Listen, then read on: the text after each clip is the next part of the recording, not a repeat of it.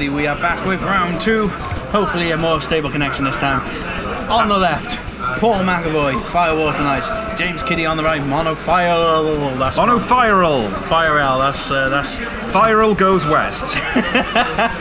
that's because of the tiny writing. That's my excuse. So we've already had a Monophyre on. Didn't know we were having a second, but this will definitely be different. Absolutely, yeah. This is James Kiddie's Monophyre. He's been playing it, well, since the inception of the game, really, I think. It's been his go-to. Different choices from what we've seen before, so this will be a different game, I believe. Yeah, and it will be interesting to see as well how Monophyre deals with Curilla. That's going to be big. That protection effect is not to be sniffed at. And speaking of things not to be sniffed at, Paul opens with a Sara into Avelia, which is quite a comfortable opening. Guaranteeing yourself 2 backups, and of course that Avelia being on field is just a permanent buff to all the knights. It's pretty rather good, and we're going to match that energy with Kiddie. We're going to go Mew into Carla. I mean, Carla doesn't do anything, but she is a searchable 2CP backup, so that's good enough, right? Exactly. Interesting to see on McAvoy's side of the field there, discarding 2 backups by the looks of things. Definitely I'm not sure what that second in is. Maybe is it the Water Prince? It's another copy of Sara. Is it? Oh yeah. You're right. Good spot. Jacko walking past with a pizza. Can't be bothered to play, but he's got time to eat a pizza. So it looks like he must have opened double Edgar, double Sara in his opening hands. And Edgar's going to get Avelia down, surely. Yeah, there we go. Lovely stuff. Nice curve into 3 backups there. Yeah, sweet as a nut. Now, can Kiddie do the same? Well, he's already started with a 1CP backup. That's a great start. Yeah, and I think we're going to match the energy 1-for-1 with a 2CP Carla past turn, I believe. I think they're going to be a bit gentlemanly here and just allow each other to build up quite the board before getting into the interesting stuff. Whoa, oh, okay. And a Culinarian on top. I see your 3 backups and I raise you a 4th, says Kiddie. Yep, there we go. But 2 jacked in the bin already. That's quite a big thing. I mean, I think James runs quite a lot of selfie. Okay, and we're going into Gawain, discarding a Lastwell for that. That's it. So we're going to get 2 out of this. Probably a Curilla would be my guess as 1. Okay. He's got Amatrasu in hand as well. So he's got a bit of board protection. Curilla and Ramza. Yeah, that's a good start. I mean, he's got at least 1 knight in the break zone that he can revive. Yeah. Lastwell, dulling and freezing something, being a 4th knight is probably good enough. Yeah. It's nice to see this sort of branch into 3 colour knights. It's kind of the way I thought the deck should be going. That's right. I mean, the knights package is spread over a large number. So, going Ramza hard cast into the Curilla, now hitting at least a... It looks like he's just going to hit that Lastwell. No, he's going to go into the Garland. Garland? No, Garland, I think. Garland, yeah. No, I do apologise. Let's double check. I'm pretty sure it's Garland. It's Garland. Yes, that one. I knew it was there somewhere. So, I don't hate this. So, did he get back the Curilla from earlier that he, I think, discarded as well? Or did he get the Laswell back? Yeah, he got the Curilla out with the Ram. I think he hard cast Ramza, Oh, that's right. Yeah, no, that was right. And then, so, potentially off of the Garland, maybe the Laswell. But I mean, that was a huge turn for Paul there. How does Kiddie answer this? I mean, Fire doesn't have many board wipes as is unless you're running sort of Susanoo and... I mean, he's pretty much forcing Kiddie to play either a backup or some form of removal straight off the bat. I mean, yeah, a Haste Goblin doesn't really change anything, but we do know that Ramza is now live, so... any moment now, as soon as a forward comes down that Paul doesn't like, he can just tap all 4 to deal a point of damage and break said forward. Yeah, that Ramza putting in a lot of work in these night decks. Definitely worth hard casting him in that point, I would say, just because your threat is active now. So well, not just that, you're getting back that 5CP Curilla. That is huge right off the bat. Selfie getting a Ignacio? Yeah, no, surely you go Gabranth, right, for the free kill. Because if you're going to lose something, you might as well make it cost 0, right? Yeah. Now we are seeing ace in hand as well there, following on a kind of a Mick Allen sort of training. Yeah, we thought it would be different, but... Oh, yeah. So, yeah, there we go. On stack of aces entry. So we don't have to mill the 5 cards from break, which is handy. He is going to... At least there's a backup going. That's not too terrible. But first blood going to Paul on the left. Right, yeah. He activated that goblin, but I don't think he drew from it. I think we're seeing... I think McAvoy here is asking whether the ace still removes the 5, and I don't think it does in this instance, because he did it on the stack of entry, and he knew he was going to lose it, so why would you get rid of the 5 cards, eh? That's absolutely right. I mean, surely Kiddie didn't just stack the goblin on top straight away before letting the priority pass back to Paul, because if you break the target for goblin, you lose the draw as well, and now he's sort of messed himself up a little bit potentially. I mean, he can answer with a 1 CP eject. I think, yeah, so just going for the eject. I'm guessing that we've removed the 5 still here. Yeah, there they are. They've gone to the left hand side. Ace is the only thing in his break zone. I think there may have been a little thing that we probably could have called out on that. I think both players were a little bit... What, hasty, would you say? Yeah, I think that the way that Paul went on the stack, and the way that obviously, I think the way he probably would have interpreted it was that he was stacking on once the 5 removed, but because we didn't get that far, I think that could have been a slight issue. Oh, and EX Burst Brynhilde, unfortunately not doing an awful lot with Curilla on board. No. I mean, he'll hit Curilla, but what difference does it make? Oh, does Curilla not protect herself? I don't think it really matters, to be honest. We're not at 5 yet. Only 4. So the Knights really going away with this game early on, getting that big board presence down, getting 4 forwards down, and having the kill spell on top of that is quite significant. Okay, so we're going to go Goblin. Yeah, there's also other Goblin. on Curilla, so... So Curilla is protected by her own effect, yeah? Okay. No, other than. Other than, yeah. Okay, so yeah. Fine, we're doing the Goblin into a card, because if in doubt, thin your deck. Yeah, that's it. And at least we've got some sort of punch back. We could potentially kill the Curilla here on the next turn. But... Okay, and we're going to go Ward into nothing because it just got Amaterasu'd.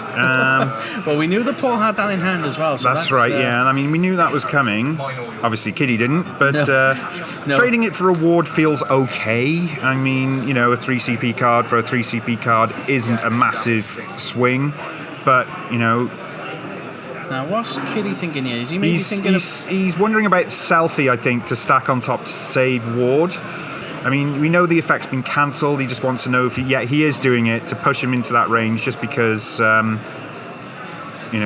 Kiddie does still need a body on board, I suppose, to start doing damage to Paul later on. Yeah.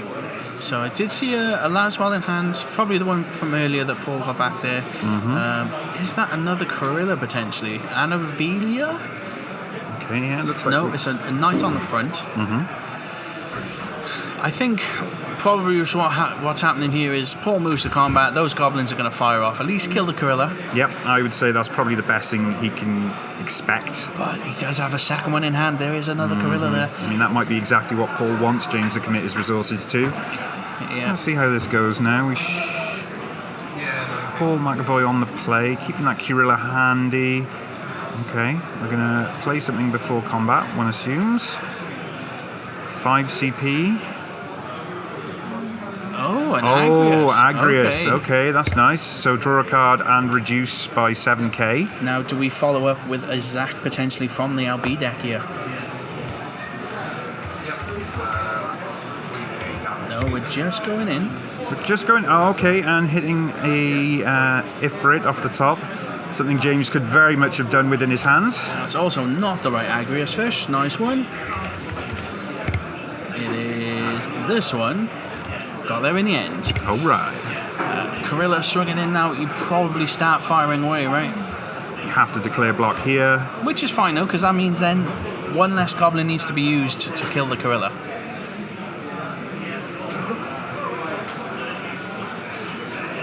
Oh, and another Ifrit coming off the top. That is just awful cards to see go. I mean, drawing 2 of those would have put James right back into things. So let's see where we're at now. I mean, I think James looking at his break zone, considering a Montleonis. Probably is only out here. Depends what he can get with that to supplement it. Nope, and it's just been called there. Yeah, I think that's quite brutally efficient from Paul McAvoy there, but he had the answers. Right.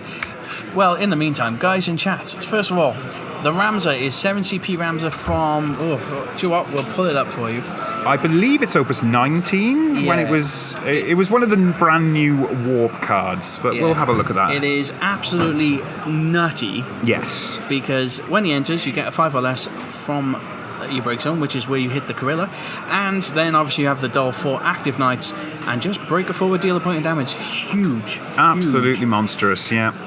It is force to be reckoned with. Yeah.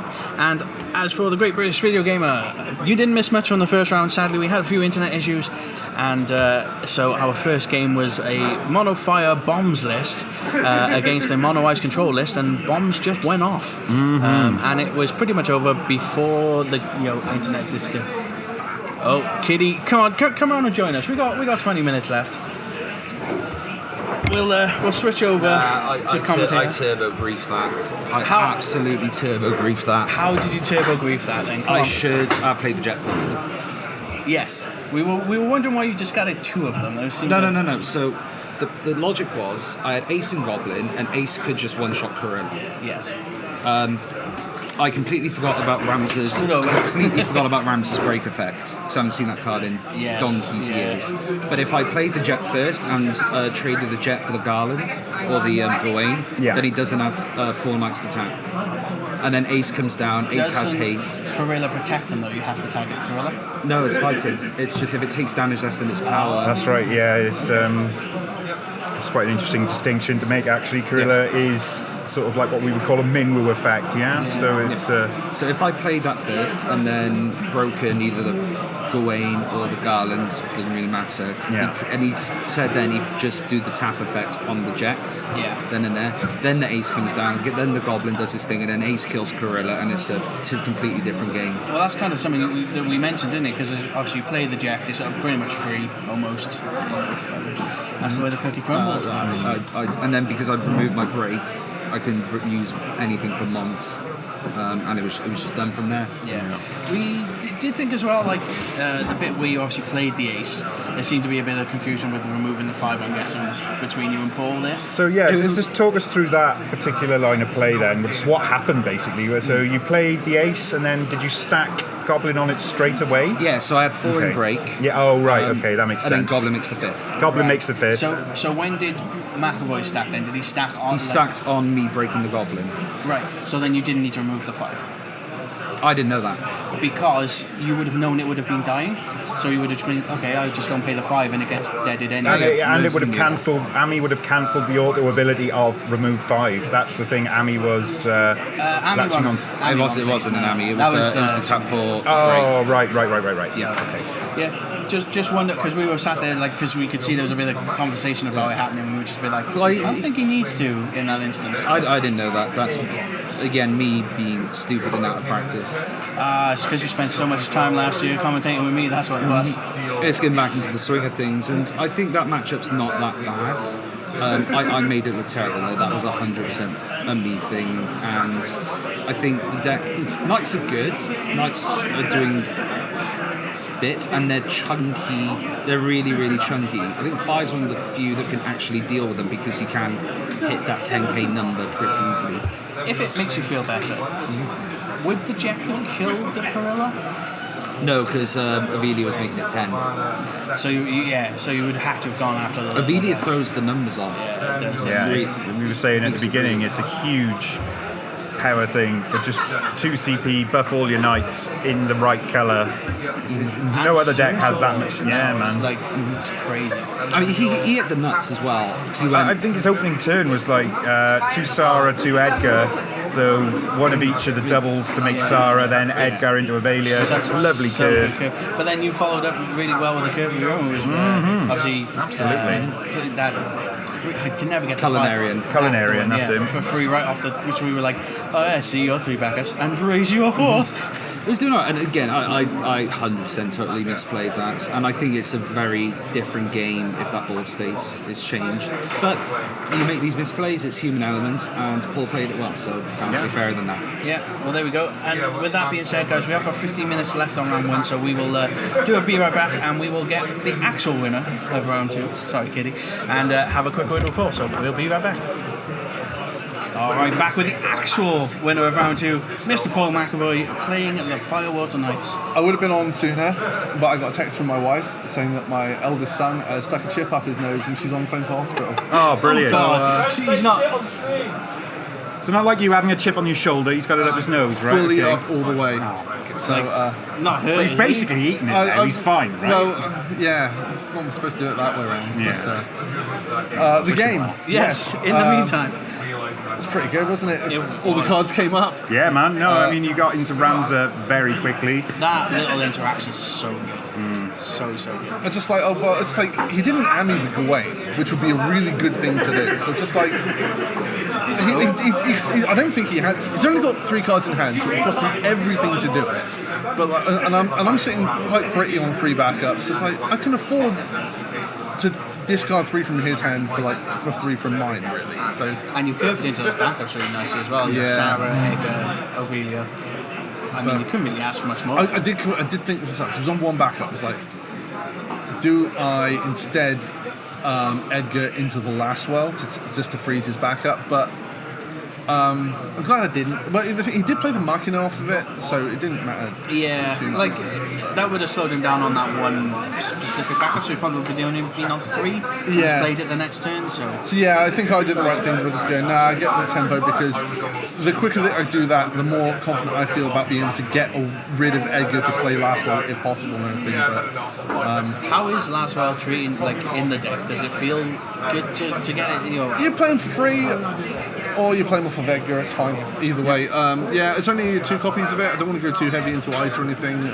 So those are your only 2 ice cards in that deck? Yeah, I mean, 2 there's ice been, cards, yeah. people have been like wondering whether it's worth to go for a bigger 2-drop ice knight package. You know, things like Charlotte, the Agrius, but obviously the water one's better in this instance, I would say. Yeah, and I really like the 5 CP one because it just does more. So it helps with the curve of smaller guys to hit for Curilla. Yes. But it's alright. I'm pretty happy with the list. I'm playing 2 copies of Rain as well, which you can get a look in. Yeah. But with Glaciella, it's nice to say, oh right, 7 damage, let's go. Yeah. Whenever- Rain and Glaciella is just a nightmare waiting to happen. Yeah. And we hope to see that. Well, that's the thing I like the most is Glaciella with the new fire one. you're asking the wrong person. But it's got the S7K, which is like a lot of the time just better than Glaciella's effect. Yeah. Just be like, yeah, cool, Crystal, do that. Like, I'll kill things for nothing. But glad to see that Jacko lost that round because I've got a really bad matchup. Like Mono Ice is like if it's going to like freeze things down, like you're gonna have a really hard time with it. Yeah. But at least Curilla pretty much wins the wind matchup from having Luso not being able to kill anything, because even Curilla will be at 10k, which means Luso's not going to do it unless it goes for a 2nd time round anyway. And nothing else will take him the damage. Well, to a degree, it depends. Cool thing is like with the Edgar being able to cheat in a forward like in their turn means that Beatrix can give everybody the buff.